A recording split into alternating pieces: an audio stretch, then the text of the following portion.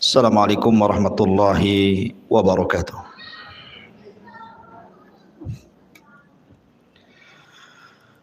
Alhamdulillah wassalatu wassalamu ala Rasulillah wa ala alihi wa sahbihi wa mawalah wa la hawla wa la quwata illa billahi wa ba'du. Qala Allahu azza wa jalla ya ayyuhalladzina amanu taqullaha haqqa tuqatih wa la tamutunna illa wa antum muslimun. Wa qala sallallahu alaihi wasallam man salaka tariqan yaltamisu fihi ilma sahhalallahu bihi tariqan ilal jannah.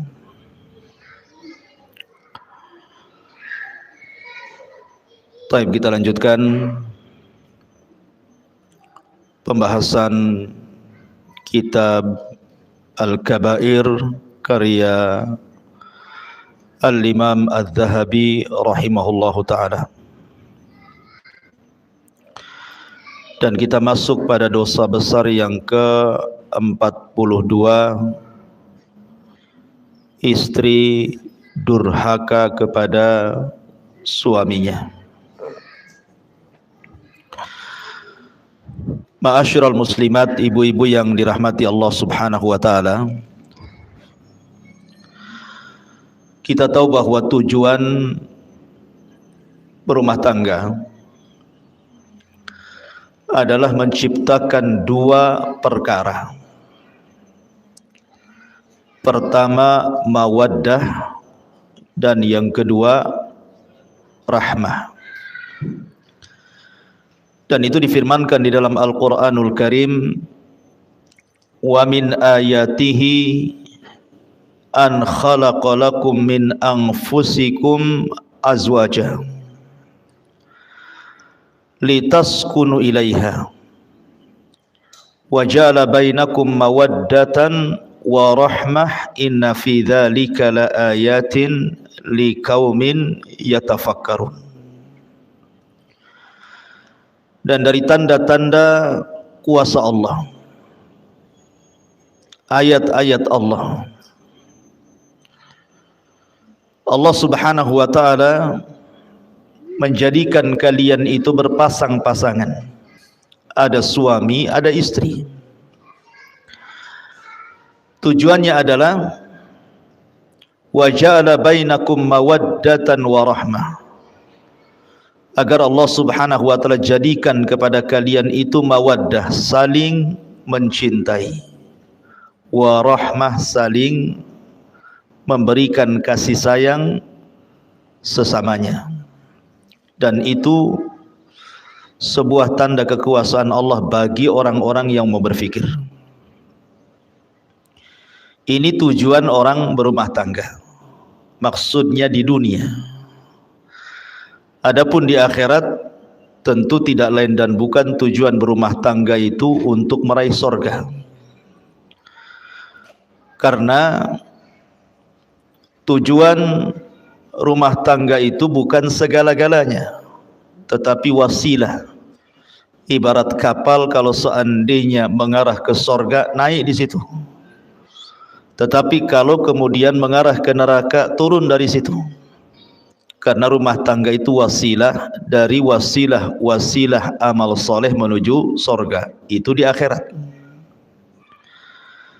Tapi di dunia, tujuan rumah tangga itu supaya tenang hatinya karena adanya rasa cinta dan juga kasih sayang di antara pasangan suami istri. Nabi Adam alaihi salatu wassalam ketika diciptakan oleh Allah subhanahu wa ta'ala, Allah subhanahu wa ta'ala tinggalkan Adam di sorga. Dan sorga kurang apa, Bu? Semua ada di sorga itu. Mala ainun ra'at wala udhunun sami'at wala khatara ala qalbi bashar. Kenikmatannya tidak pernah dilihat mata, tidak pernah didengar telinga, bahkan terlintas pun tidak, saking nikmatnya kehidupan sorga itu. Makanya orang itu ingin tinggal di sorga. Tetapi ketika Adam hidup sendirian di sorga, sorga yang demikian luar biasa nikmatnya membuat Adam takut. Karena hidup sendirian masalahnya. Makanya kemudian ketika Adam alaihi salatu wassalam tertidur, kemudian terbangun, rupanya di sampingnya ada pasangannya Hawa. Kemudian Adam bertanya kepada Hawa, siapa kamu? Man anti, siapa kamu? Maka Hawa mengatakan, saya Hawa. Disebut Hawa karena Hawa dicipta dari zat yang hidup, dari tulang rusuk Adam yang paling atas, yang paling bengkok sebelah kiri dekat jantung. Kemudian Adam bertanya lagi kepada Hawa, kamu diciptakan dari apa? Maka Hawa kemudian menjawab, diciptakan dari tulangmu. Makanya Nabi SAW bersabda, khuliqatil mar'atu min dila'in, bahwa wanita diciptakan dari tulang rusuk laki-laki. Kemudian Adam bertanya lagi, lalu apa tujuan Allah menciptakan kamu? Maka Hawa mengatakan, litaskun ilaika, liaskuna ilaika, agar aku memberikan ketenangan kepadamu.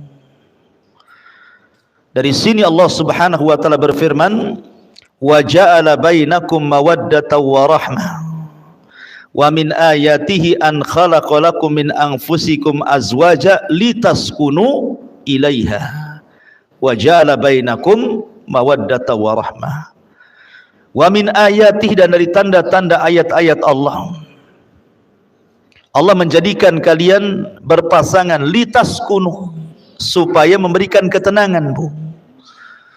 Jadi ibu diciptakan oleh Allah Azza wa Jalla berpasangan dengan suami ibu itu agar ibu bisa memberikan ketenangan kepada suami. Karena banyak suami itu harusnya ketika berumah tangga dia tenang, malah tidak tenang. Banyak suami-suami yang tidak tenang. Kenapa? Karena pasangannya, istrinya tidak bisa memberikan ketenangan. Lah Hawa itu diciptakan untuk memberikan ketenangan kepada Adam. Ingat ini Bu ya, saya kan konteksnya menasihati ibu. Kalau ada bapak-bapak tentu beda lagi ceritanya ya. Jadi saya fokus saja ke ibu-ibu ya. Jadi yang diserang ya ibu saja ya. Jadi posisi ibu itu litaskun, supaya memberikan ketenangan kepada bapak, bukan malah kemudian merepoti laki-laki sehingga rumah yang besar, uang yang banyak, kendaraan yang mewah tidak bisa tenang. Karena itu tidak bisa menenangkan, Bu. Harta sebanyak apapun laki-laki itu, mobil seindah apapun, uang sebanyak apapun, tanah seluas apapun, kalau di sampingnya tidak ada wanita tidak akan tenang. Dan lebih tidak tenang lagi kalau wanita yang diharapkan ketenangannya tidak menenangkan. Makanya posisi ibu itu harusnya memberikan ketenangan. Jangan sampai kemudian menjadikan suami tidak tenang. Apa yang harus dilakukan oleh ibu?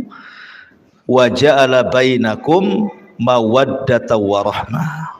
Coba ciptakan rasa cinta. Macam mana suami cinta dengan saya, macam mana suami sayang dengan saya. Itu kan rahasianya ada di ibu, tidak perlu diajarkan. Karena begini Bu, laki-laki itu ada sisi emosi. Saya selaku laki-laki merasakan, laki-laki itu ada sisi egoisnya, ada sisi emosionalnya. Yang bisa mengerem itu hanya agama. Tetapi kalau kita melihat suami-suami yang ada di umum sana yang kurang pendidikan agamanya, maka terkadang rumah tangga itu jadi pelampiasan, Bu. Jadi kalau dia ada masalah di luar, itu sansaknya itu ibu tuh yang jadi objeknya itu, padahal masalahnya di luar. Sampai ada kisah seorang laki-laki menceraikan 5 wanita sekaligus. Pernah dengar, Bu? 5 wanita sekaligus, 4 istrinya, 1 istri tetangganya. Gimana caranya itu? Kok bisa menceraikan istri tetangganya? Jadi laki-laki ini dia ada masalah di luar. Mobilnya mogok. Kendaraannya tidak sampai ke perusahaan, dia sudah emosi itu dengan mobilnya. Ketika dia emosi, telepon pula istri pertamanya, omongannya nggak enak. Akhirnya dia berjanji untuk menceraikan istrinya, pulang dia. Sampai di rumah, mana istriku yang pertama? Datang istri yang pertama, kenapa kau ngomong begini begitu? Anti talik, saya ceraikan kamu. Satu tuh kena cerai. Datang istri keduanya, kaget. Bang, salah apa istrimu tuh? Kenapa kau ceraikan dia? Bertakwalah kau kepada Allah. Marah lagi, namanya lagi emosi, Bu. Dipanas-panasi makin emosi. Oh, kalau gitu kau ceraikan juga kau, katanya. 2 lah diceraikan. Datang lagi istri ketiganya. Kemudian ketika melihat 2 istri diceraikan, a'udzubillah, aku berlindung kepada Allah. Kenapa kau ceraikan 2 orang itu? Kamu juga ingin cerai? Aku ceraikan juga. 3 lah tuh. Datang istri keempatnya mengatakan, bang, kau sudah ceraikan 3 istrimu, sekarang tinggal aku. Ceraikan juga aku. Akhirnya diceraikan. Oh, kau minta cerai juga? Anti talik, kalau gitu ku ceraikan juga kamu. Datang istri tetangganya, dengar kan? Kok ribut-ribut? Ketika melihat laki-laki itu, kata istri tetangganya, a'udzubillah, hei fulan, aku berlindung kepada Allah, bagaimana bisa kau menceraikan dalam sekejap 4 istrimu? Lagi emosi, Bu. Oh, kalau gitu saya ceraikan kamu sebagai wakil suamimu, kalau suamimu mengizinkannya. Datang suaminya, aku izinkan, katanya. Coba ingat. 5 perempuan dicerai dalam satu waktu. Itulah kisah seorang laki-laki menceraikan 5 istri itu, gara-gara emosi, Bu.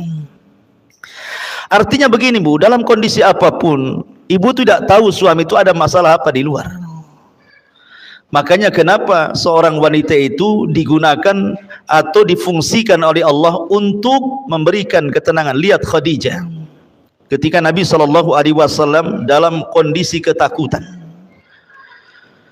kemudian dia datang kepada Khadijah dan mengatakan, dassiruni, dassiruni, selimuti aku, kata Rasul. Maka Khadijah pun menyelimuti Rasul dan masuk dalam selimut itu juga. Kenapa kemudian Rasul minta diselimuti? Karena salah satu yang bisa menenangkan itu selimut, Bu. Orang lagi takut, biasanya sembunyi di balik selimut itu, ngurangi sedikit lah. Baru setelah tenang, baru Khadijah pun kemudian bertanya, ada apa? Maka Rasul menceritakan. Khadijah langsung mengatakan, wallahi, demi Allah, engkau tidak mungkin dihinakan Allah. Orang sepertimu loh, orang baik gak mungkin dihinakan Allah dengan peristiwa seperti ini. Karena bagaimanapun Rasul belum tahu makhluk yang bersayap yang segede apa gitu ya, sayapnya saja terbentang antara ufuk ke ufuk gitu ya. Bisa saja syaitan, bisa saja iblis, bisa saja jin, bisa saja apa, kan tidak tahu, sehingga wajar ketakutan. Karena belum tahu kalau itu adalah malaikat masalahnya. Kalau sudah tahu itu Jibril, ya nggak mungkin ketakutan Rasul kan itu. Maka Khadijah hanya mengatakan, wallah la yuhzikallahu abada, demi Allah, orang sepertimu tidak mungkin dihinakan Allah subhanahu wa ta'ala. Engkau ini orang yang suka menghormati tamu, menyambung silaturahim, membantu orang, macam-macam sifat Rasul yang baik. Kemudian disampaikan Khadijah kepada Rasul, sampai Rasul kemudian tenang. Begitulah seorang wanita. Jadi ciptakan al-hub, perasaan cinta dan juga kasih sayang. Sampai ada satu kisah. Jadi ada seorang tua yang sudah tua, seorang ibu yang sudah tua, Bu, tinggal di Amerika. Ceritanya tinggal di Amerika, di negeri kafir. Ibu ini sedang sakit, sudah nenek-nenek, sudah tua, sakit. Kemudian ada seorang wanita muda merawat dia setiap hari. Merawat dia setiap hari. Terkadang menyuapi, ngurutin, mijitin, menghibur dengan kata-katanya. Baik sekali wanita muda ini kepada ibunya ini. Jadi susternya itu heran gitu ya. Karena setiap hari asik dia saja, seolah-olah nggak ada keluarga lagi ibu ini, asik dia lagi gitu. Jadi dia bertanya, siapa kamu? Apa tidak ada keluargamu? Kenapa kamu terus yang menjaga ibumu ini? Katanya perempuan muda ini bukan ibuku. Jadi kagetlah suster ini ya, karena perlakuan anak ini persis seperti ibunya sendiri gitu ya. Memberikan kasih sayang, ngasih makan, begitu seterusnya lah. Jadi perawat kafir ini heran, bukan ibunya tetapi memperlakukan lebih daripada ibunya. Jadi perawat ini tanya, kamu ini siapa? Maka maksudnya ibu itu siapanya kamu gitu ya. Kata wanita muda itu, aku ini seorang muslimah. Aku ini seorang wanita muslimah. Ibu ini adalah mertuaku. Dia adalah ibu daripada suamiku. Jadi ketika mendengar nih suster ini bahwa itu bukan ibunya tapi mertuanya, bukan yang melahirkannya tetapi sayangnya begitu luar biasa. Kok bisa gitu ya?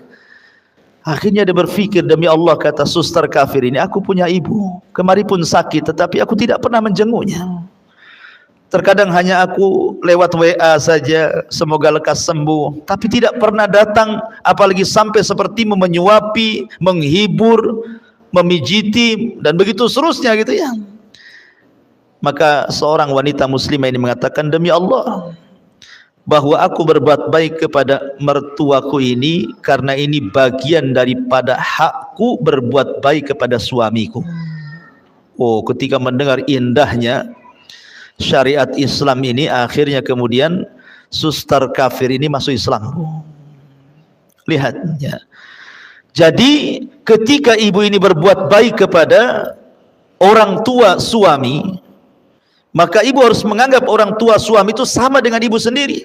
Dan itu bagian bahwa ibu sedang melaksanakan hak sebagai seorang istri kepada suaminya.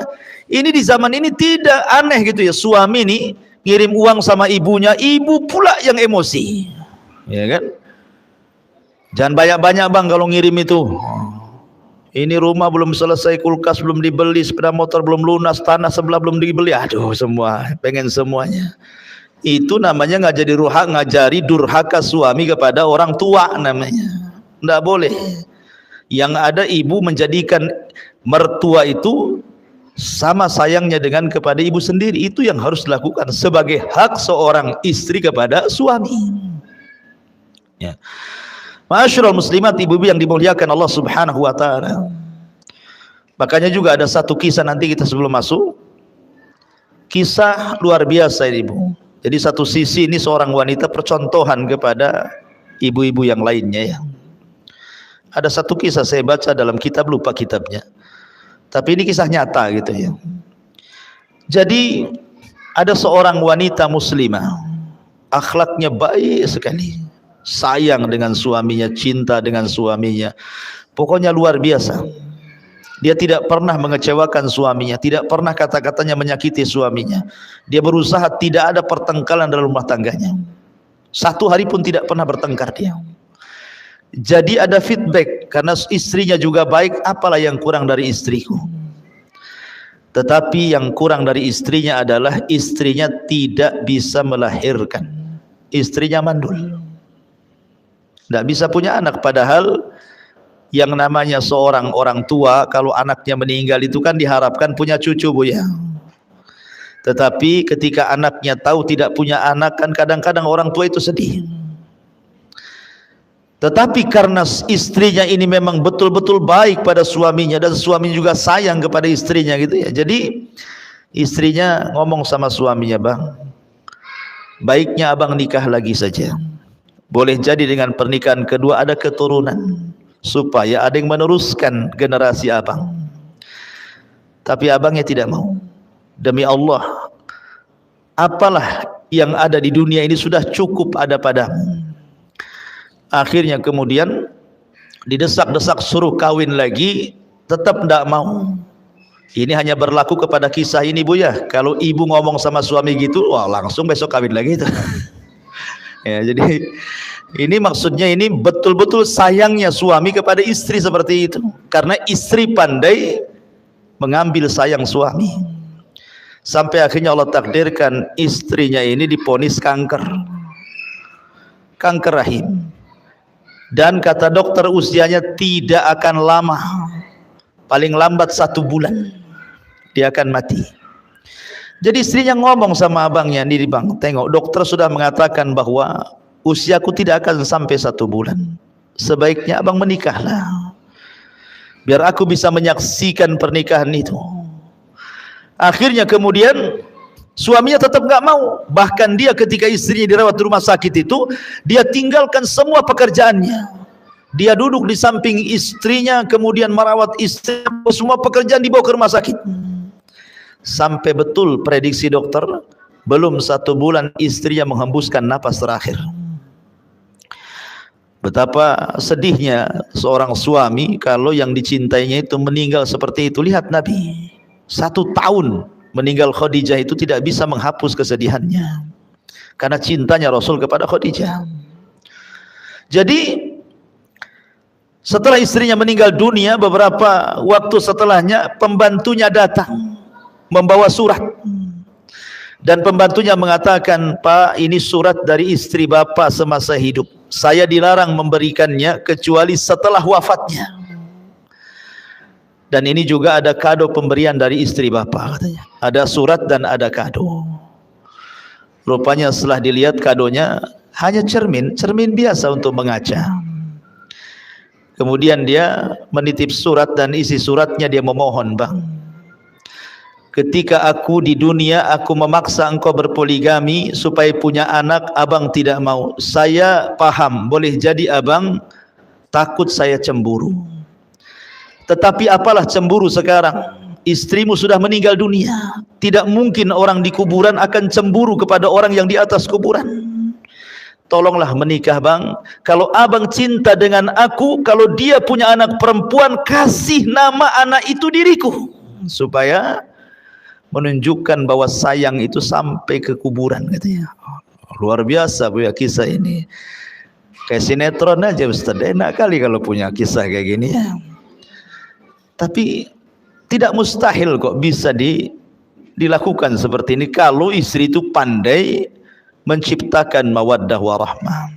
Lah salah satu Bu yang meretakkan rumah tangga, salah satunya yang meretakkan rumah tangga dan hilangnya mawaddah dan rahmah adalah durhakanya istri kepada suami. Apa itu? Ini kita akan bahas dalam kitab ini. Allah Subhanahu wa taala berfirman, wallati takhafuna nusuzahunna fa'idhuhunna wahjuruhunna fil madhaji' wadribuhunna fa in ata'nakum fala tabghu 'alaihinna sabila innallaha kana 'aliyan kabira. Perempuan-perempuan yang kamu khawatirkan akan nusuz. Nusuz itu selingkuh, melakukan perbuatan-perbuatan keji dalam rumah tangga. Tidak mesti selingkuh beneran dengan laki-laki, tidak. Bisa saja dia melawan dengan kata-katanya, bisa saja melawan dengan perbuatannya sehingga menjadikan suami marah dan emosi. Maka tugas suami fa'idhuhunna, pertama memberikan nasihat kepada istrinya. Wahjuruhunna fil madhaji, tidak bisa diberikan nasihat, pisah ranjang. Kalau wanita berakal, ketika suaminya saja tidak mau menyentuhnya, itu sudah sakit hati Bu.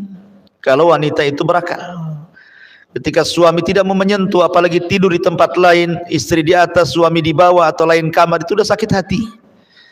Tapi wanita zaman sekarang akalnya sudah nggak ada. Nggak apa-apa, tidurlah sana, katanya. Kadang-kadang wanita seperti itu ya. Wadribuhunna, kalau masih nekat juga, ndak mau sadar juga, ndak mau minta maaf juga, maka suami boleh memukul sebagai simbol itu akhir daripada nasihat. Maka boleh seorang suami menceraikan. Kalau sudah dipukul, fa in ata'nakum, kalau memang istrinya taat lagi, bertobat lagi, fala tabghu alaihinna sabila, maka tidak boleh mencari jalur cara untuk supaya rumah tangganya retak. Innallaha kana aliyan kabira, karena Allah zat yang maha tinggi lagi maha besar. Di sini ada kata-kata wallati takhafuna nusuzahunna, dan wanita-wanita yang kamu khawatirkan akan nusuz. Jadi Nabi SAW ketika mengatakan bahwa ada wanita-wanita yang nusuz, memang kenyataannya banyak wanita-wanita itu yang nusuz, baik dengan ucapan atau dengan perbuatan, dan yang banyak adalah dengan ucapan. Yang paling banyak nusuz seorang istri itu ucapan istri kepada suami. Makanya ketika Nabi SAW diperlihatkan tentang neraka, apa kata Rasulullah? Ittala'tun narah, aku diperlihatkan neraka, kata Rasul. Fa idza aktsaru ahlihan nisa, rupanya kebanyakan penduduknya wanita semuanya. Ada laki-laki tapi banyak wanitanya. Kemudian sahabat bertanya, apakah mereka kufur kepada Allah? Maksudnya tidak salat, tidak puasa, tidak zakat, tidak ibadah, tidak baca Quran gitu ya. Kata Rasul, tidak, mereka rajin salat, sebagian mereka rajin puasa, sebagian mereka rajin sedekah, sebagian mereka rajin ibadah. Pokoknya hak dia dengan Allah tidak dikurangi. Lalu kenapa mereka bisa masuk neraka? Maka Rasul mengatakan walakinnahunna yakfurnal ashir, karena mereka wanita itu suka kufur dengan suami dengan kata-katanya. Ingat, di sini dengan kata-katanya. Karena biasanya lisan kalau nyakiti orang lebih berpengaruh dibandingkan yang lainnya. Kemudian Nabi SAW ditanya gitu ya, bagaimana bentuk kufurnya? Maka bentuk kufurnya adalah apabila seorang suami banyak melakukan kebaikan kepada ibu, kemudian ada kesalahan satu kali, tiba-tiba ibu mengatakan, engkau belum pernah berbuat apa-apa kepada saya. Abang ini sebenarnya tidak cinta sama saya. Abang ini tidak pernah memberikan perhatian. Abang ini begini-begini. Intinya bahwa menghapus semua kebaikannya. Harusnya seorang istri sebelum ngomong yang nyelekit kepada suami itu, la yafruku mu'minun mu'minatan. Baik seorang istri memandang suami, suami memandang istri, sebelum mengeluarkan kata-kata itu Bu, timbang pasangannya itu, baiknya seberapa, buruknya seberapa. Kalau seandainya keburukannya hanya 30%, kebaikannya 70%, lalu kenapa kemudian ibu ngomong seperti itu? Itulah yang disebut dengan insaf dalam rumah tangga namanya. Insaf dalam rumah tangga itu sebelum ngomong, timbang-timbang dulu, suami ini lebih banyak baiknya atau lebih banyak buruknya gitu loh. Supaya seimbang rumah tangga, dan disitulah kemudian suami akan tenang karena ibu yang memberikan ketenangan. Lah di sini Nabi SAW mempertegas lagi apa yang dimaksud nusuz di sini. Nabi mengatakan, idza da'ar rajulu imra'atahu ila firashihi falam ta'tihi fabata ghadbana 'alaiha la'anathal malaikatu hatta tusbiha. Apabila seorang suami mengajak istrinya ke tempat tidur, tetapi sang istri menolaknya, sehingga sang suami marah-marah sepanjang malamnya dongkol, maka para malaikat akan melaknat ibu tersebut atau istri tersebut sampai datang waktu subuh. Subhanallah. Di dalam hadis Bu, ada yang mengatakan apa? Idza tazawwaja ahadukum faqad istakmala nisfa dini. Apabila seorang itu menikah, berarti seseorang sudah mendapatkan separuh agama, kan gitu ya. Ibu dapat separuh agama, bapak pun dapat separuh agama. Apa yang dimaksud separuh di sini? Separuh agama yang dimaksud dalam rumah tangga adalah kebutuhan biologis. Ya Ibu ya. Jadi separuh agama itu artinya kebutuhan biologis. Karena kalau orang tidak berpasangan, tidak punya istri, atau tidak punya suami cenderung maksiat kepada Allah Azza wa Jalla. Cenderung maksiat kepada Allah Azza wa Jalla, berzina, zina mata, zina telinga, zina pikiran, bahkan terkadang dibenarkan dengan zina kemaluan gitu ya. Tetapi ketika kemudian seseorang menikah, semua terjaga. Dari sinilah makanya apabila seorang wanita atau laki-laki kemudian menikah, maka separuh agama sudah ibu dapati dan separuh agama suami sudah dapati. Kenapa? Karena sudah terpenuhi hajat biologisnya, sudah terpenuhi ya. Jadi separuh agama itu adalah hubungan suami istri. Makanya kalau seandainya seorang wanita kemudian diminta oleh suaminya kok menolak gitu kan, makanya kenapa syariat Islam itu sampai betul-betul mengutuk wanita itu, sampai diutus malaikat yang khusus melaknat. Jadi ada malaikat-malaikat tubuh yang diutus oleh Allah, dia kerjanya yang laknat saja, melaknat orang. Dia nggak ada lagi kerjanya malaikat itu. Dia tugasnya hanya melaknat, mengutuk. Nah itu saja. Dan salah satu malaikat itu yang suka melaknat dan mengutuk itu akan mencari ibu-ibu di malam hari. Siapa yang suaminya dongkol gara-gara ibu, siapa yang suaminya marah gara-gara ibu, gara-gara hubungan ranjang, maka malaikat itu akan terus mengutuk-ngutuk ibu walaupun ibu sedang tidur sampai subuh. Bayangkan kalau Allah takdirkan ibu tidak bangun lagi tuh. Ibu meninggal dunia sementara sedang dikutuk-kutuk malaikat, apa jadinya tuh? Ya. Makanya di sini kenapa kemudian Imam Zahabi rahimahullahu taala memasukkan durhaka kepada istri dalam bab hubungan suami istri yang khusus itu bagian daripada dosa besar. Dalam riwayat yang lain, idza batatil mar'atu hajiratu firasha zawjiha la'anathal malaikatu. Apabila sang istri semalam menjauhi tempat tidur suaminya, maka para malaikat akan melaknatnya. Maksudnya kalimat menjauhi ini Bu, bisa secara hissi, bisa secara maknawi. Secara hissi, ibu pindah ranjang ya, dengan alasan apalah, tidak mau tidur sama suaminya, itu secara hissi. Secara maknawi gitu ya, suami tidak tertarik sama ibu ya. Ya maaf, mungkin kadang suami tidak suka dengan istri, mungkin ngoroknya keras gitu kan. Ada istri itu ngoroknya 1 kilo kedengaran kok gitu kan. Suaminya baru datang capek-capek, harusnya itu kan istri kan di rumah nggak ngapa-ngapain, ya kerja juga sama. Kalau bisa itu kalau tahu memang ibu tukang ngorok, biarkanlah suami tidur dulu kan itu ya, baru ibu tidur. Sebab kalau ibu tidur dulu udah suami capek kena ngorok ibu kan double tuh ya capeknya itu kan, dongkol di perusahaan, dongkol pula sama ibu ya. Artinya ada menjauh secara maknawi. Atau mungkin dandanan ibu kurang menarik gitu ya, sehingga kemudian suami ini tidak suka, malas tengok ibu. Habis di jalan dia nengok perempuan-perempuan seksi, sampai di rumah pula ibunya malah menggunakan pakaian-pakaian nggak jelas, atau malas dandan, badannya ndak wangi, pokoknya nggak selera lah ibaratnya gitu ya. Itu juga maknanya menjauh secara maknawi tuh. Kalau hisi jelas-jelas ya, umpamanya tidur di bawah aja lah kan itu ya. Tapi secara maknawi, secara maknawi ini yang banyak ini biasanya. Ya karena seolah-olah karena sudah rumah tangga lama, anak sudah 3, 4 gitu, suami tidak mungkin ini juga asal-asalan, tidak begitu Bu. Nabi SAW itu ketika menikah dengan Aisyah radhiyallahu anha sudah tua gitu ya. Dan sebagian istri Rasul juga banyak yang sudah tua.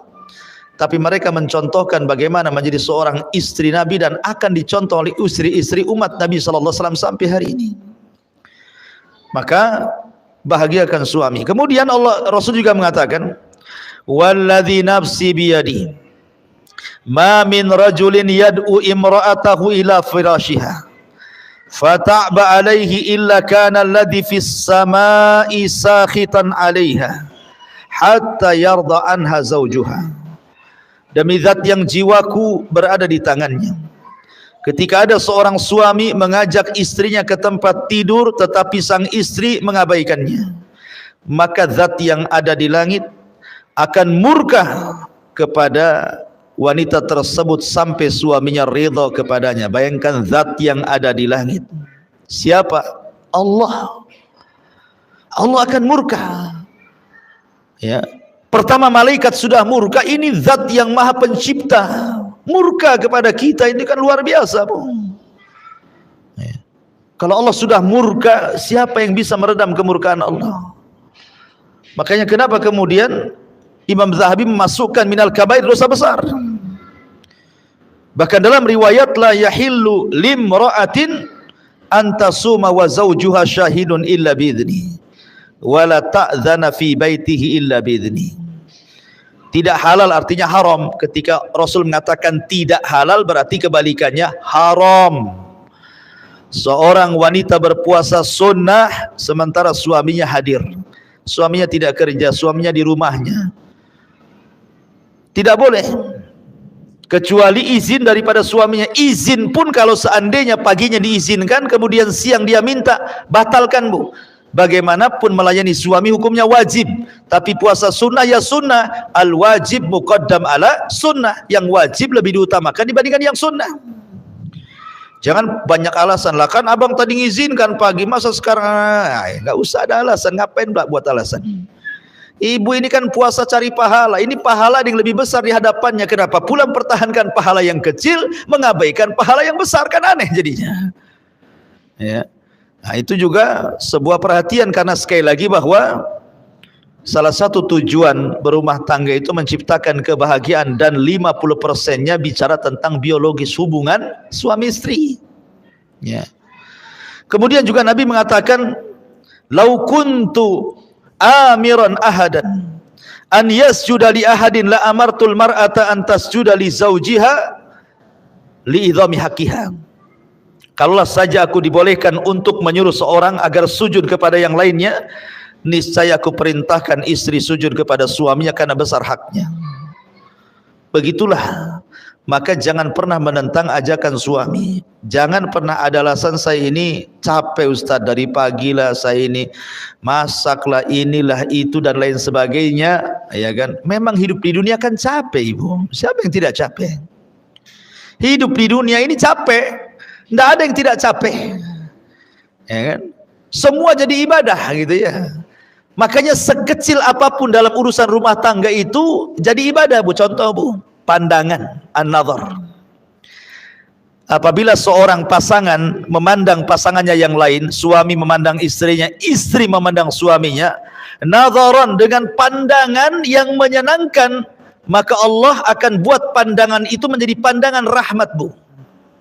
Jadi kalau ibu memandang suaminya karena sayang, karena cinta, maka Allah ganti pandangan ibu itu menjadi pandangan rahmat kepada suaminya.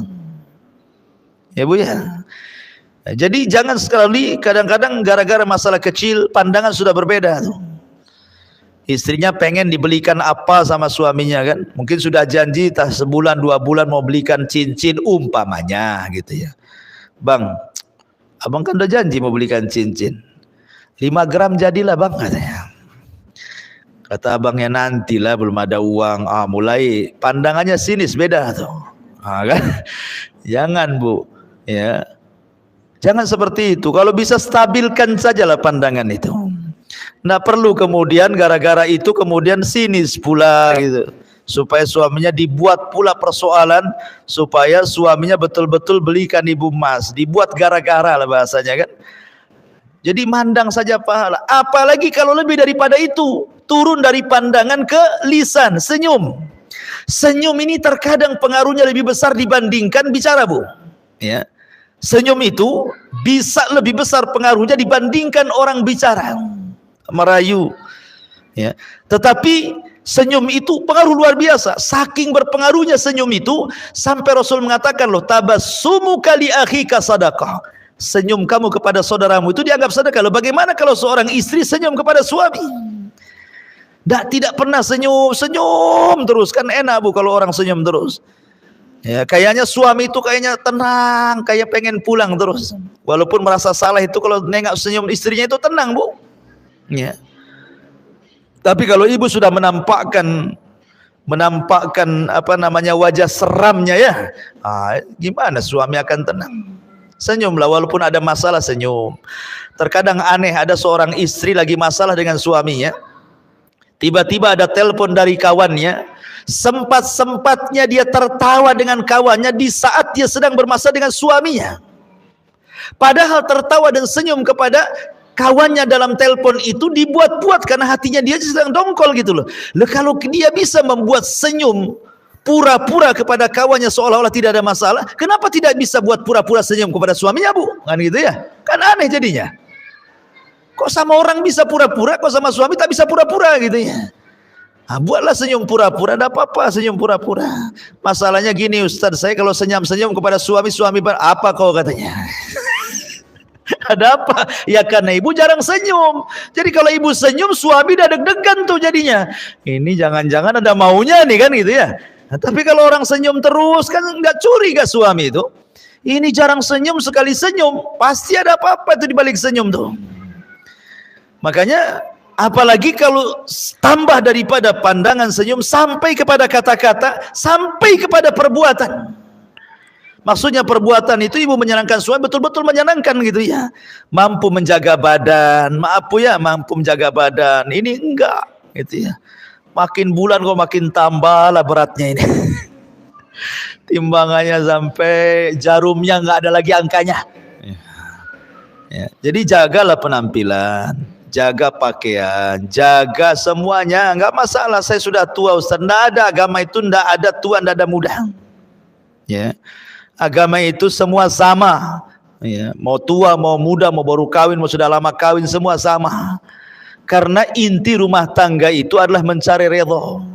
Sementara suami itu ibaratnya ibu bagi suami.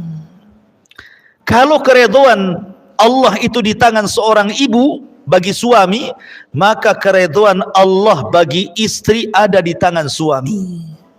Mana dalilnya? Lihat hadis selanjutnya. Ungduri aina anti minhu fa innahu jannatuki wa naru. Berkata Aman bin Muhsan, aku pernah menceritakan suamiku kepada Nabi SAW. Lalu dia mengatakan, kata Nabi SAW ketika dia mengatakan, bagaimana kondisimu dengan suamimu? Kata wanita ini, aku sudah berusaha keras membahagiakan suamiku kecuali apa yang aku tidak sanggup, kata wanita ini. Maka Rasul bersabda, lihatlah di mana posisimu di hadapan suamimu.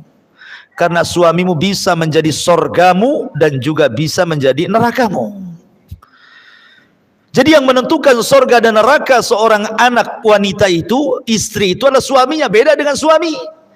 Kalau suami yang menentukan sorga dan neraka ibunya, orang tuanya, karena haknya lebih besar dibandingkan kepada istri dan anaknya. Beda dengan istri, ya kan? Kalau istri yang lebih berhak kepada suami. Adapun orang tuanya nomor dua. Kalau suami orang tuanya nomor pertama, istri dan anaknya nomor kedua. Makanya di mukadimah saya katakan, jangan ibu ajari suami durhaka kepada orang tua. Jangan. Laki-laki itu berakal, Bu. Dia tahu bagaimana cara membahagiakan. Ya. Walaupun sebenarnya orang tua, dimanapun orang tua, Bu, ketika melihat anaknya sukses itu pasti dia senang. Dia senang. Terkadang ada sebagian orang tua itu tidak peduli dengan anaknya. Mau anaknya itu public figure, mau anaknya itu mungkin punya jabatan, punya pangkat, pemimpin. Kadang-kadang nggak peduli orang tua itu. Orang tua itu hanya menyekolahkan anak itu supaya anaknya jauh lebih baik dibandingkan orang tuanya. Apalagi orang-orang tua di desa yang tahu bahwa kita ini anaknya, gitu saja, nggak peduli ibu ini jadi apa di Batam, ini suami jadi apa, nggak peduli. Seorang tua itu di mana-mana hanya ingin diberikan kasih sayang kepada dia gitu ya dari anaknya. Maka ibu jangan ajari durhaka seorang anak kepada orang tuanya. Arahkan, ingatkan kalau perlu, Bu, Bang, gimana orang tuanya? Gimana? Udah dikirim belum? Udah ditelepon belum? Begitu ya. Dia didoakan belum itu kalau sudah meninggal, sedekahlah untuk orang tua abang. Begitu harusnya.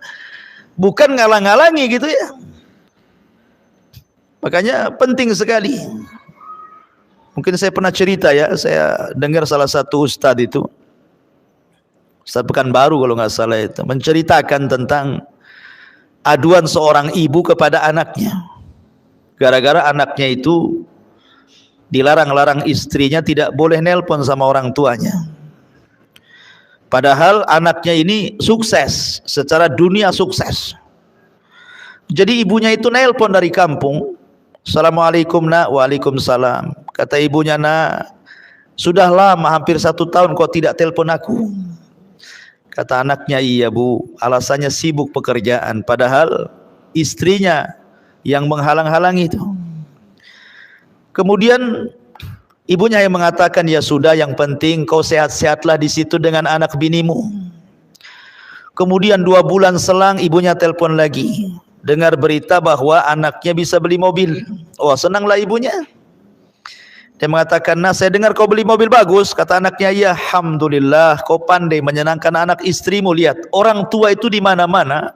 Kalau dia berakal bu, ketika suaminya bisa menyenangkan anak istrinya, itu senang dia.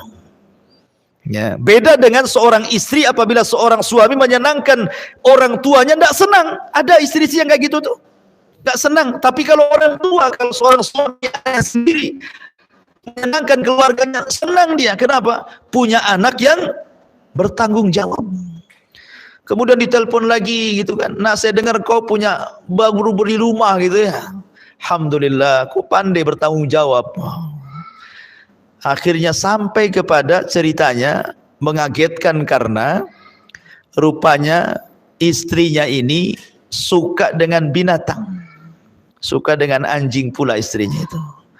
Jadi suaminya belikan anjing lah, tak tanggung-tanggung, harganya 40 juta, beli dari Belanda lagi. Wah, banyak kali tuh, beli anjing saja 40 juta, impor lagi dari Belanda. Akhirnya terdengar sama ibunya, teleponlah ibunya. Nah, apa benar kau beli anjing 40 juta dari Belanda? Kata anaknya, betul bu. Dia nutup-nutupi istrinya. Kata ibunya, dengarkan nak, ini wasiat ibu terakhir kali ya. Kau beli anjing harga 40 juta. Kau buat tempat yang indah untuk anjingmu. Kau beli makan untuk anjingmu pagi, siang, sore, malam. Kau rawat anjingmu pagi, siang, sore, malam. Demi Allah nak, kalau seandainya Allah subhanahu wa ta'ala wafatkan ibumu ini, kemudian Allah ciptakan kembali ke dunia, demi Allah, ibu tidak mau tercipta menjadi seorang manusia, hanya ingin tercipta menjadi seekor anjing supaya ibu bisa melihatmu. Oh, bayangkan. Saking sakit hatinya seorang ibu itu. Ya, padahal doa seorang ibu itu 1 kali saja bu. 1 kali saja seorang ibu itu berdoa, kata Imam Syafi'i, itu sudah cukup. Bisa membahagiakan rumah tangga anaknya. Tapi orang tua hari ini banyak mendoakan kebaikan orang tua, bukan hanya sekali, tapi tidak diijabah oleh Allah. Kenapa? Karena anak terlampau banyak menyakiti orang tuanya, sehingga doanya tidak diijabah. Padahal yang namanya orang tua kandung itu cuma 1 bu, ayah kandung pun cuma 1. Nggak ada ibu kandung, ayah kandung kedua, itu nggak ada ceritanya. Artinya bahwa kalau masih hidup dan dekat, kunjungi, ajak suaminya. Kalau jauh, telepon, seringlah telepon. Kalau memang sudah meninggal, ajak ke kuburannya, ziarah, kemudian berdoa, bersedekah, kan begitu. Lah harusnya istri mendorong-dorong suaminya untuk melakukan seperti itu. Kemudian Rasul mengatakan, la yanzurullah ila imra'atin la tashkuru li zawjiha wa hiya la tastaghni anhu. Allah tidak akan melihat kepada seorang istri yang tidak bersyukur kepada suaminya sedangkan ia masih membutuhkan suaminya. Dia butuh suaminya tapi dia tidak sayang. Ini wanita terlaknat kan ini. Dan yang terakhir, man kharajat min baiti zawjiha la'anathal malaikatu hatta tarji'a aw tahtub. Barang siapa seorang istri yang keluar dari rumah suaminya tanpa izin suami, maka para malaikat akan melaknat hingga dia kembali atau bertobat. Banyak istri gara-gara bertengkar dengan suami dia nggak sabar, akhirnya ditinggalkan suaminya pulang ke rumah orang tuanya. Itu kan banyak tuh kasus-kasus kayak gitu, Bu ya. Dia tidak baca hadis ini. Ya, Allah laknat. Kalau ada permasalahan dengan suami, maka cobalah cari solusi berdua. Kalau tidak sanggup, maka libatkan keluarga, atau mungkin ustad-ustad, atau mungkin wejangan-wejangan dari tokoh-tokoh yang mungkin dekat dengan suami, atau bisa mendamaikan, atau bisa menenangkan. Yang jelas jangan terburu-buru keluar, apalagi tanpa izin suami. Itu ada masalah. Tidak ada masalah saja tetap dilaknat. Makanya biasakan, Bu, keluar ke tetangga saja, izin sama suami, walaupun suami lagi kerja, WA lah gitu, bang saya mau ke rumah tetangga gitu ya, minta izin, apa salahnya? Apalagi jauh, apalagi ada masalah ya. Maka ini harus diperhatikan dosa besar yang seperti ini, karena bagaimanapun itu penentu surga dan neraka ibu di hadapan suami. Wallahu a'lam bishawab. Ini yang bisa sampaikan, mudah-mudahan ada manfaatnya. Atau mungkin ada pertanyaan, silahkan kita buka tanya jawab.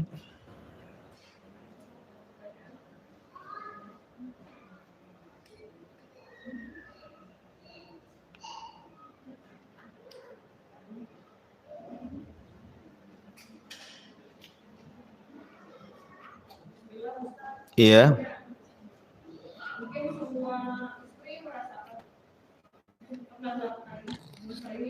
Iya.